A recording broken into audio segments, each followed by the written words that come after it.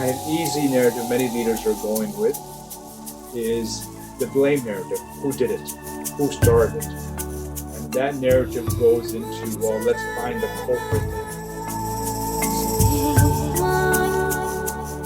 Well, welcome to this, the fourth installment of my Tough Minds and Tender Hearts and Steady Hands series to distill wisdom in the midst and mists of the corona pandemic.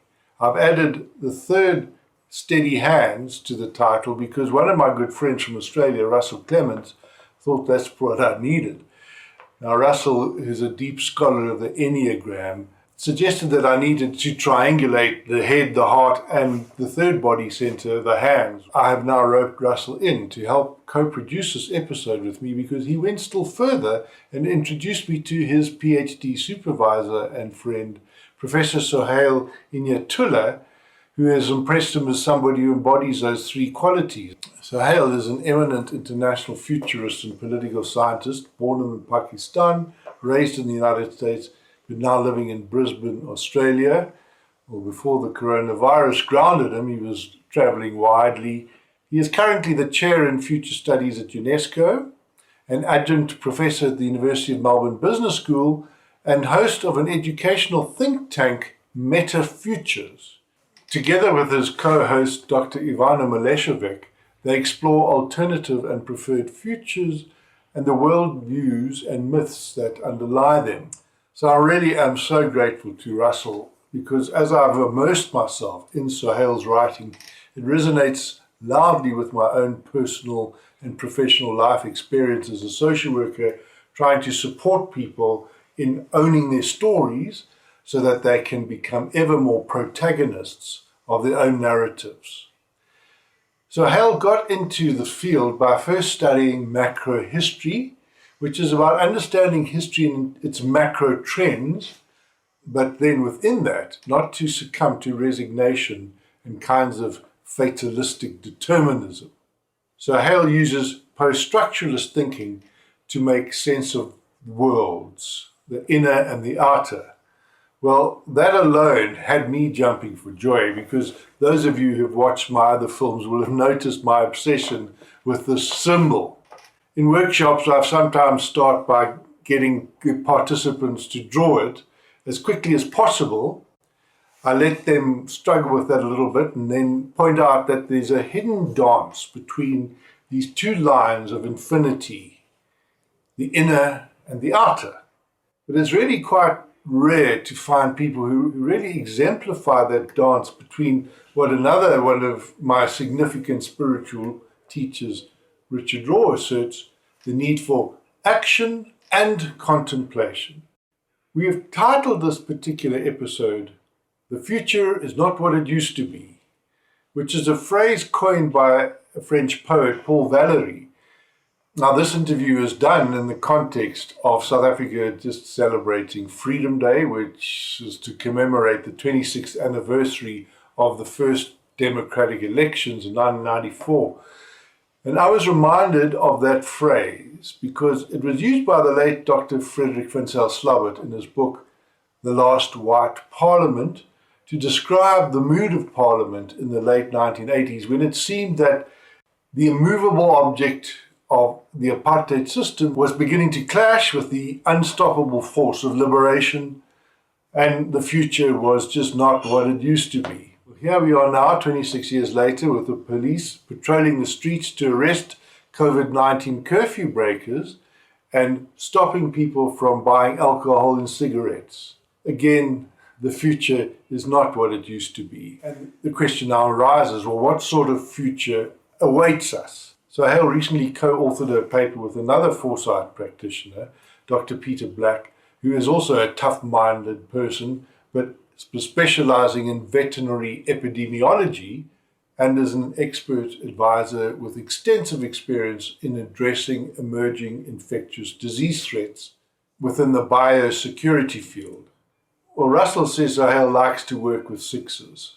But once our conversation got going, I'm afraid the questions doubled to 12. So what we have agreed is to upload the interview in 3 parts, and we are calling this first part COVID-19 Futures, where Sohail will explain the 4 futures that he and his colleagues have been articulating. Part 2 will be a 20-minute segment looking back into the past, focused on the macro history mainly of South Africa. But that will allow me to just speak from my own micro history within the context of South Africa's traumas and transformation. One of my mentors in systems thinking, the Englishman Stafford Beer, used to tease himself about declining into anecdotage.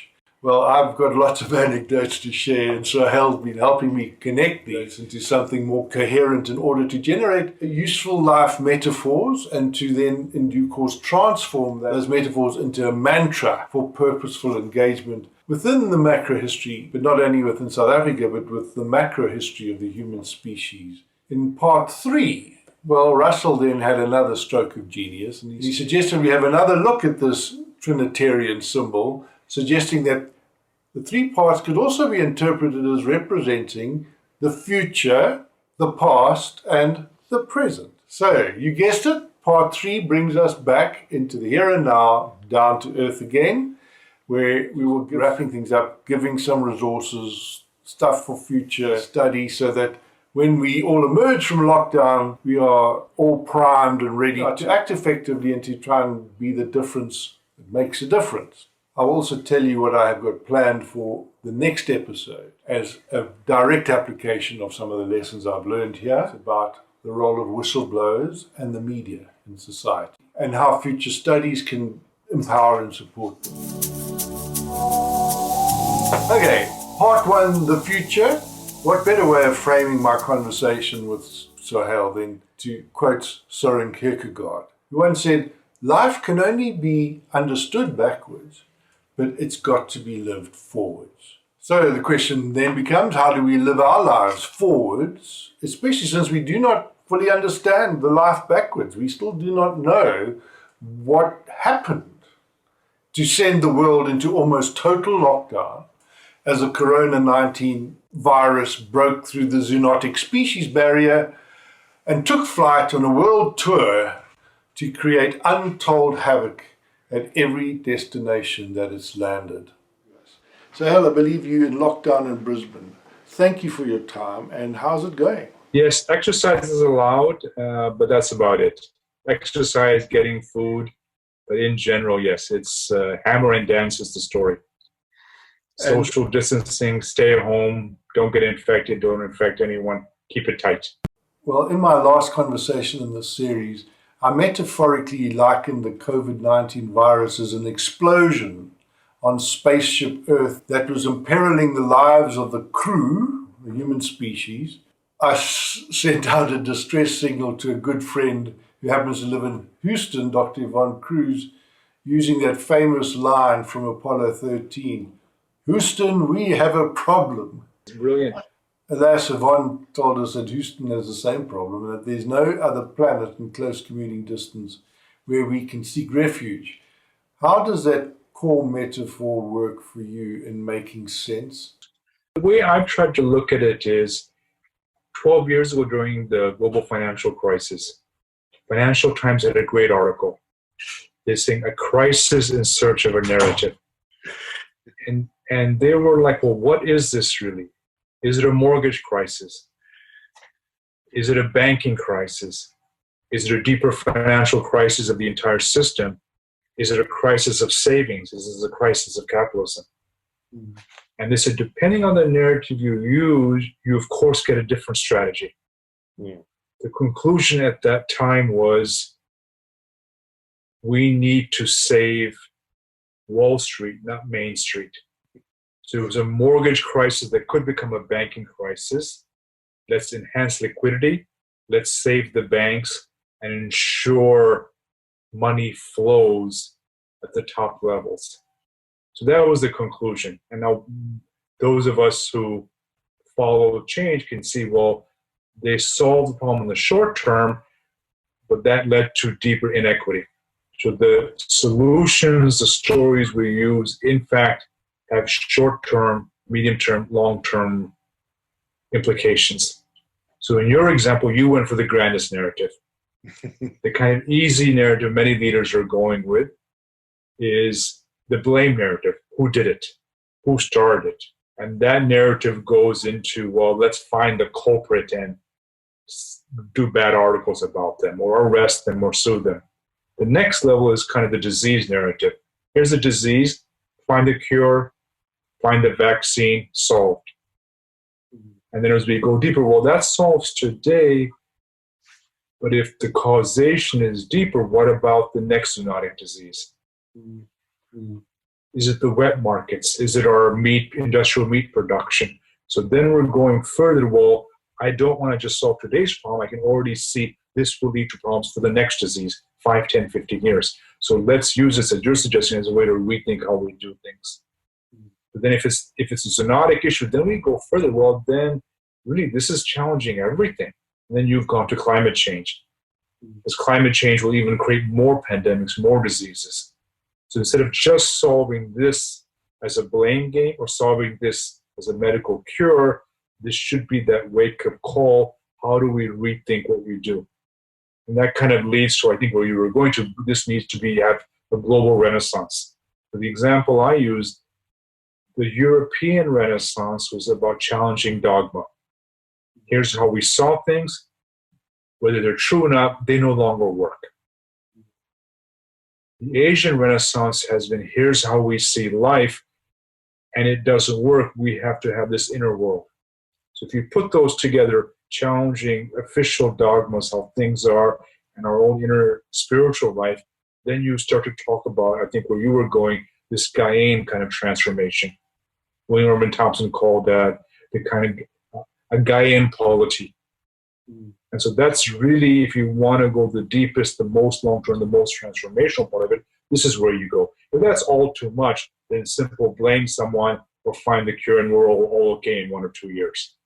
So this is where the narrative informs the strategy we use. So our work in futures is less to say who's wrong or right in the narrative, but every narrative has a price. Every narrative has a conclusion. Every narrative leads to a new strategy. So this is kind of, you close it or you open it, and I think you've opened it fantastically. Houston, we have a problem. This planet has a problem. Let's not just solve COVID-19. Let's think through what we eat, how we consume, and what type of world system do we want. Thanks, Sohail. Can you now just explain overall the 4 scenarios that you and your colleagues have outlined, please? So I just did a textual analysis, pretty much read everything I could. And 4 things jumped out. First was this zombie apocalypse. And you might say that's the feeling future. People feel panicky, feel afraid. The illness is coming. You can't. It's not like a war. It's everywhere. So that was scenario 1. Fear. Let's collect toilet paper or collect pasta. In Australia, there was this weird grabbing stuff and running home. So this is scenario 1, is the zombie apocalypse. Scenario 2 is this is the pause. So there's a virus. We can't do what we did before. We pause this year. Next year, we speed up. So the financial markets have adopted that one. So that's why they're not in deep panic or tanking. There's this exogenous event. This year will be tough. There will be a recession everywhere, but it hasn't changed. Liquidity hasn't changed the long-term profits. Scenario 3 is, well, let's not pause to speed up. Let's pause to transform. So we don't go after this business as usual. Maybe there's things we're doing today that we don't need to do. Personally, for me, I'm thinking, well, I was traveling maybe too much. So how do I reduce that? I was doing too much. How do I reduce that? The work of Hal and Sidra Stone talks about money cells.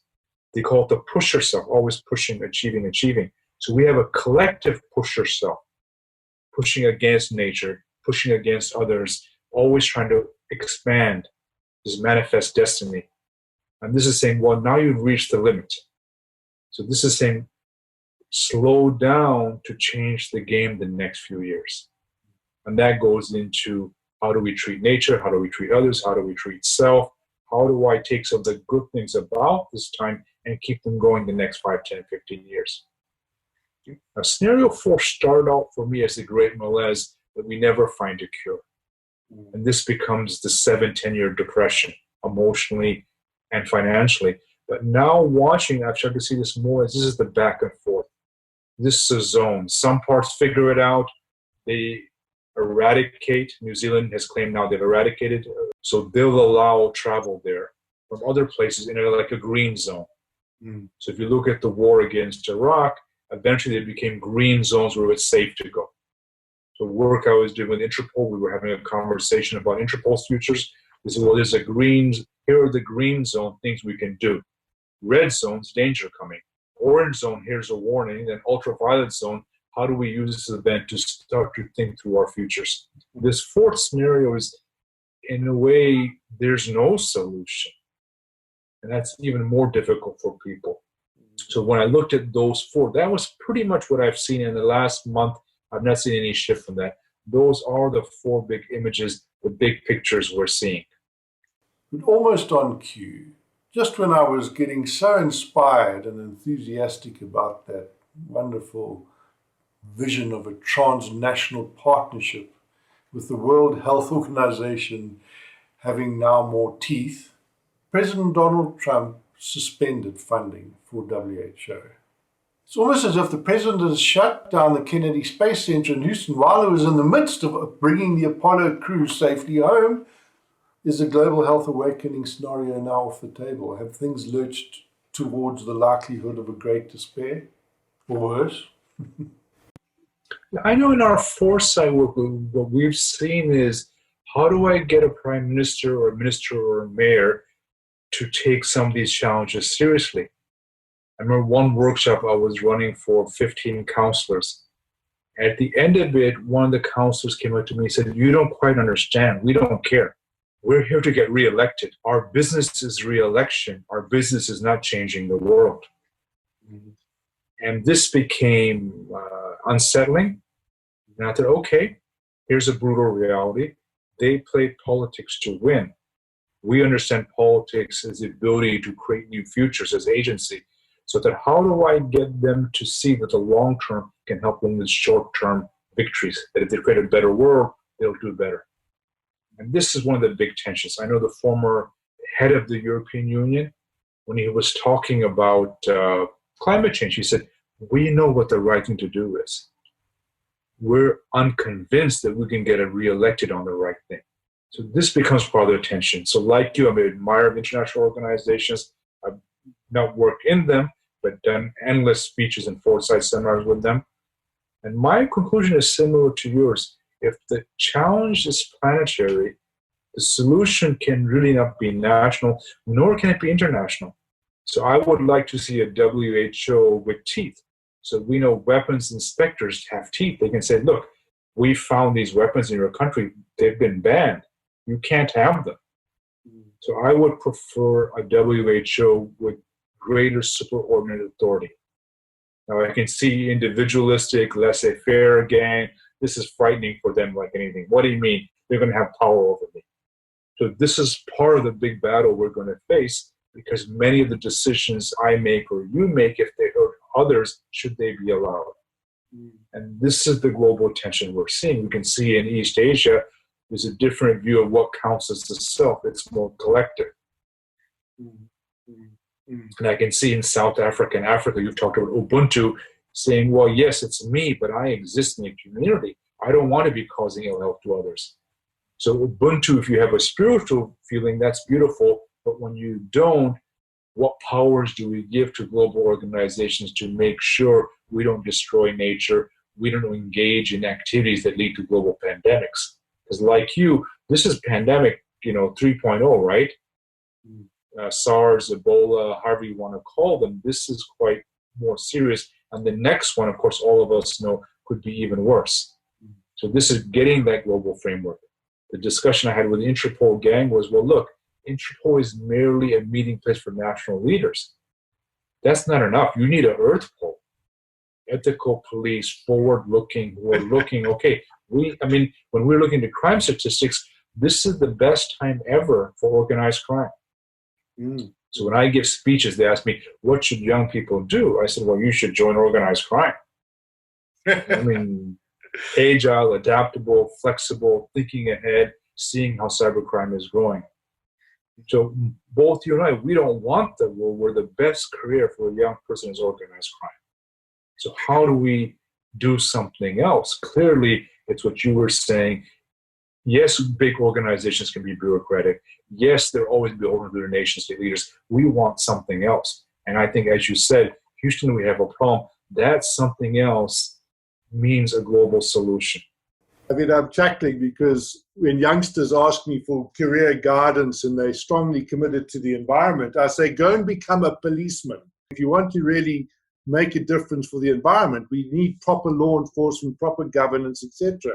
I mean, I don't know, you've seen my background. I've been involved now for 15 years with a community on the wild coast of South Africa who are basically saying no to mining. It's placed us in this adversarial relationship with our own government, and this is the government that Nelson Mandela sort of brought into being. You know, scenarios were very important. When the ANC came to power, we used future scenario planning. 25 years, 26 years later, we've just celebrated Freedom Day yesterday, and I want to talk to you more about emancipation and what it means. But right now, we're all in lockdown, and people are drawing this ironic contrast between what happened 26 years ago and what's happening today, and how we can find a way out of this current situation. Jesus.